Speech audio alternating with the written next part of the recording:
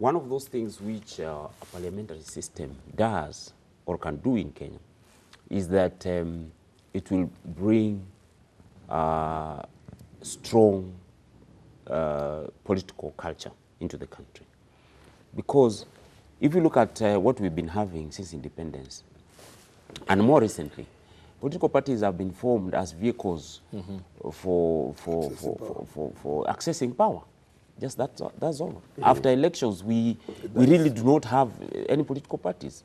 And the Jubilee Party let's seems just to be look at that way. Okay. Not even been heading. It has been heading. It has been there since elections. Ask yourself: have you ever had one PG from the ruling party itself? No, since 2017. Not had. So I mean, what is that a political party? And the consultative meeting was it has never had. True.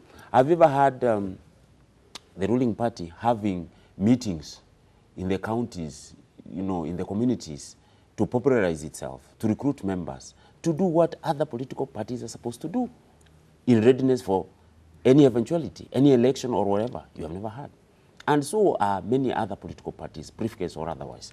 So I think political parties can gain a lot, and our political culture will improve better if we have a parliamentary system, because the focus will then be in parliament, as it were. And in terms of strength, the Prime Minister, for example, will be about the members of parliament who you have. The Prime Minister himself will be an MP.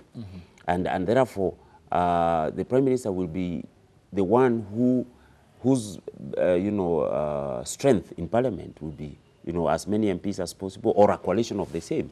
And this then makes those political parties to be involved in political activities every other time, and to have even what we lack in this country, which is actually party discipline. Because party discipline is not exhibited in this country, because political parties are just used during elections and they disappear after elections. And so after elections, we do not have people ascribing or subscribing to any political ideals, because those political parties have not even grown. So that if you ask today, all those parties we have, even these major parties, if you started asking Ayub what they ascribe to, or what their aspirations are, or what their philosophies are, at least we were talking about Kanu here the other day. At least we knew peace, love, and unity, for all this long, and it kept the country. But if you started asking most of these political parties and what their philosophies are, what their visions are, what their values are, what they hold dear, you will just find that nobody knows about those political parties. Forget about the names themselves. The clear absence of ideologies and policies. At all, they do not have. So, and that is the biggest problem we have. The speaker here has just talked about bringing the country together and thinking about the country in critical times. How do you think about the country in critical times if the political culture is absent, and if the ideals do not exist? It is parties which move people who are members to those ideals.